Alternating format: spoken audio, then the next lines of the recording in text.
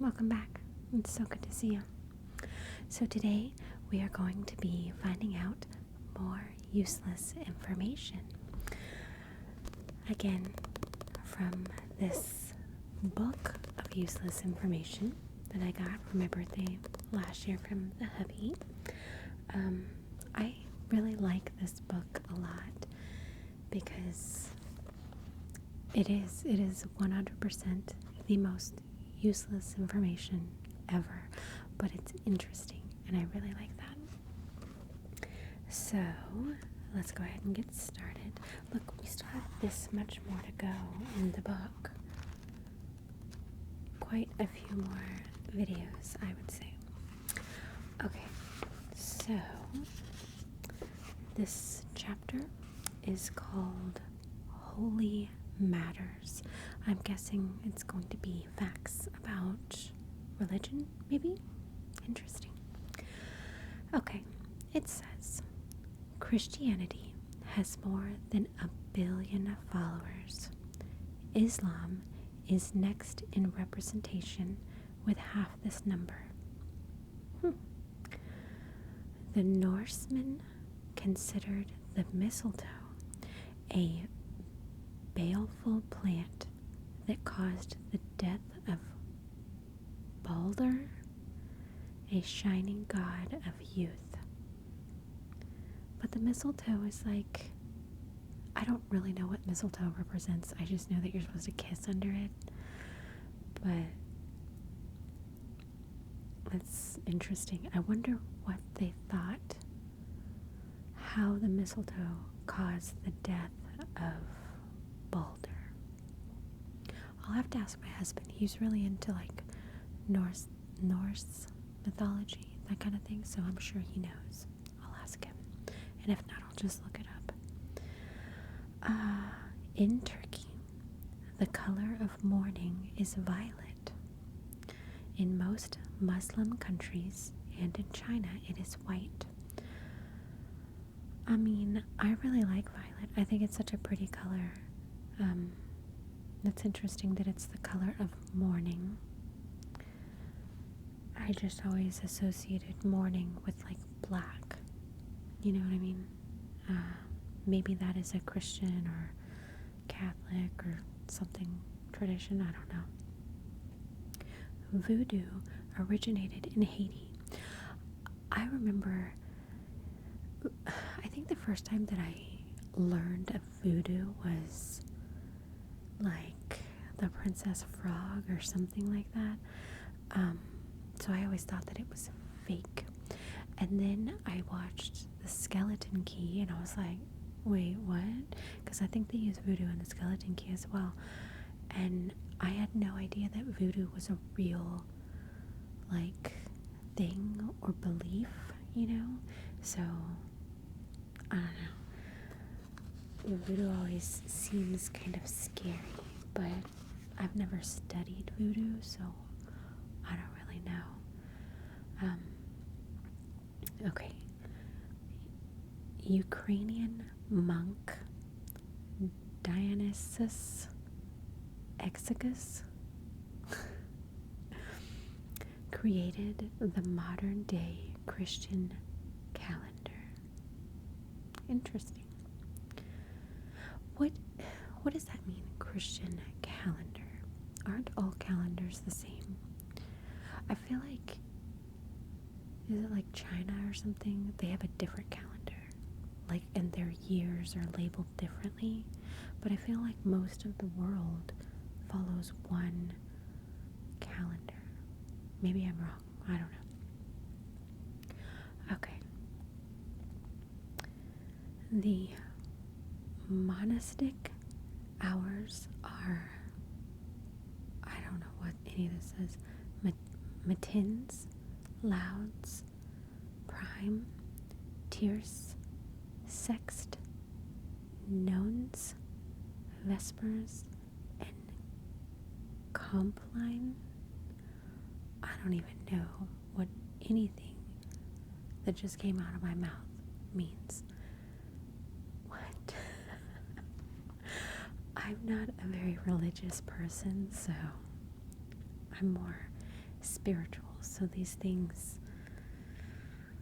it's like a foreign language to me. I don't know.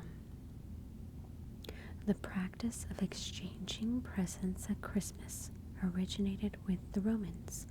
Thank you, Romans. I love Christmas and I love presents. The three cardinal virtues are faith, hope, and charity. Very nice.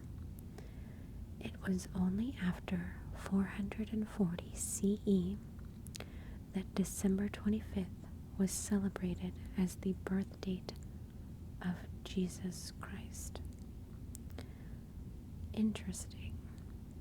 I mean, I know that December 25th is not Jesus's real birthday. So it's like, how did they decide that? How did they decide December 25th, we declare that's the day? Like, who are these people that get to decide this type of thing, you know? 2/3 of Portugal was owned by the church in the early 18th century. That's interesting. Oh no, there's a word I cannot say. Karamäki Church in Finland is the world's largest church made of wood. I'm gonna have to look that up, see what it looks like. Las Vegas has the most chapels per capita than any U.S. city. I 100% believe that, because I feel like a lot of people, because in Vegas you don't need to have any real like court documents or anything, because I think, at least where I'm from, you have to like apply for a marriage license, and then you have to wait like between 3 days and 2 weeks before you can actually get married, something like that. But in Vegas, I think you can just be like, you know what, I feel like I want to get married right now. Walk into a chapel and be like, here's my ID, let's do this. You know, like, that's crazy. I wonder how many annulments are from Vegas. That would be interesting to find out. Saint Stephen is the patron saint of bricklayers. What are these patron saints as well? Like, I feel like there's so many saints. I don't know. Anyway, okay. Pope Adrian the 6th? I don't know. Yeah, the 6th died after a fly got stuck in his throat as he was drinking from a water fountain. I did not know that that was even actually possible, but now that's terrifying. What a terrible way to go. Awful. The youngest pope was 11 years old. I need more information. Who is this pope? Where did he live? Why did this 11-year-old get to be pope? Because isn't the pope like a big deal? Questions. The election of a new pope is announced to the world with white smoke. I got more questions. Like, is this true? Do they announce it to the world? They've elected a new pope? And who decided? Like, how did that come to be? You know, like, white smoke? I can understand back in the day, you know, because, well, how did they get white smoke? Isn't smoke mostly like gray and black? This is what I don't like about the book. I love the book because you find out interesting, totally useless information, but it always makes me question. I need more information. Okay. Pope Paul IV, who was elected on May 23rd, 1555, was so outraged when he saw the naked bodies on the ceiling of the Sistine Chapel that he ordered Michelangelo to paint clothes on them. What is that? I can't even picture the Sistine, how do you say that? Sistine Chapel. Are the bodies covered, or do they have clothes on them? I'm gonna have to look that up, because now I gotta know. And also, like, why is it outraged? I thought it was okay if it was artwork for, people to be nude. I don't know. Okay. A young shepherd boy discovered the Dead Sea Scrolls at Qumran, Jordan, in 1947. Again, I have questions. I've heard of this Dead Sea Scrolls, but it's like, what are they? Has anybody actually seen them? Like, can I look them up online? What are on these scrolls, Okay.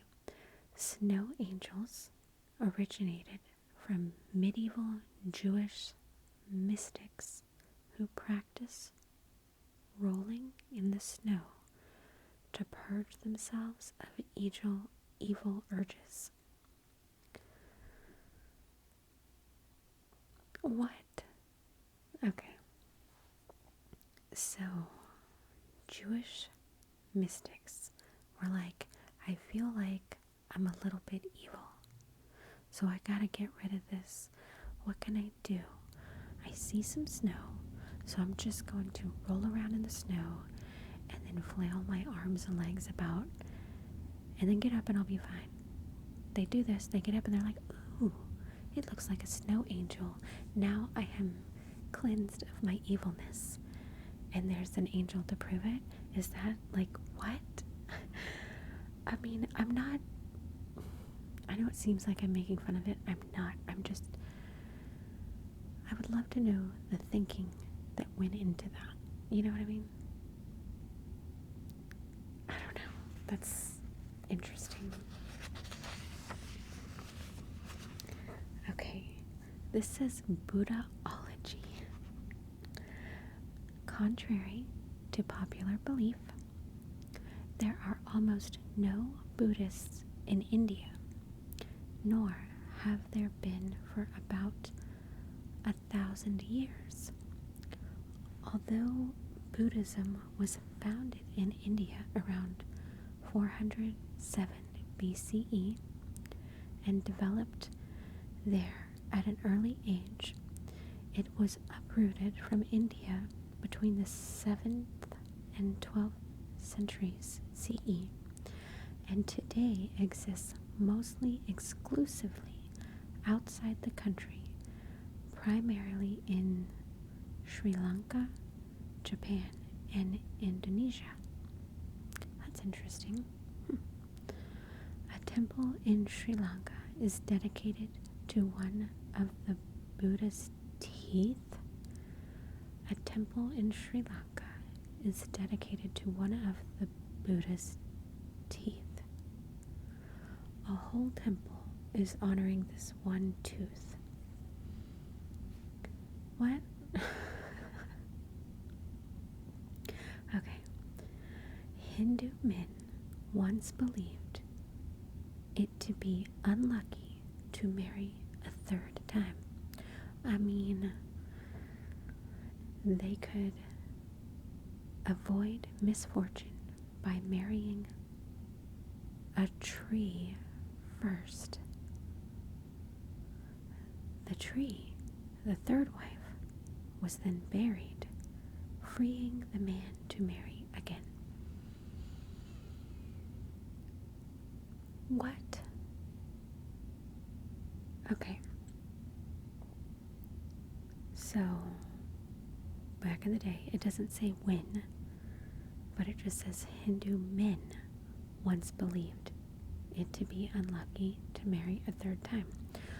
I get that because, like,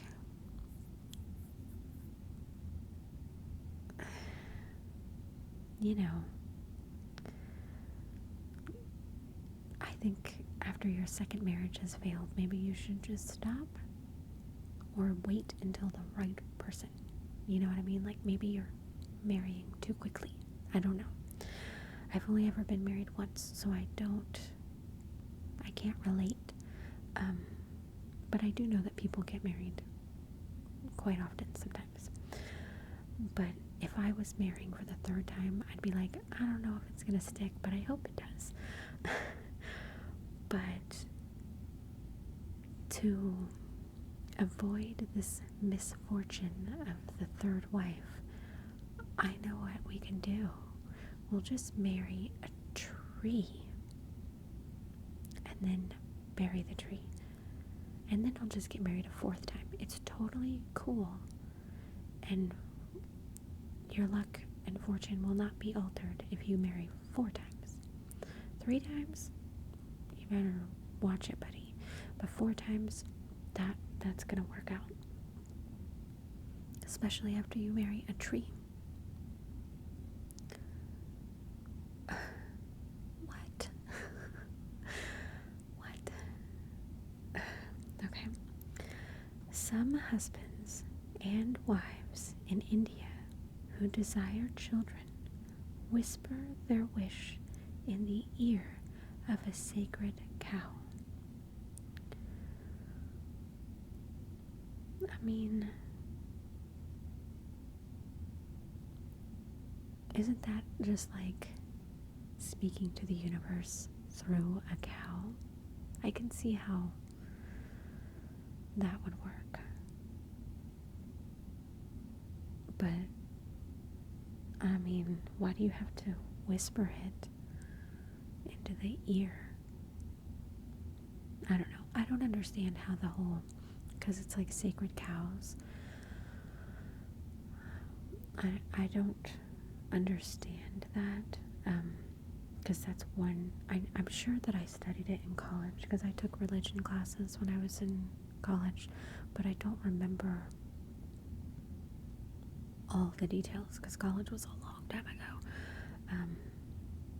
But maybe if it's a sacred cow, it's like a god or something to them, so you're whispering your secret to God. But that's interesting. Okay. On the stone temples of Madura in southern India, there are more than 30 million carved images of gods and goddesses. Whoa. On the stone temples of Madura in southern India, there are more than 30 million carved images of gods and goddesses. How did they count that many? And like, they're stone temples, so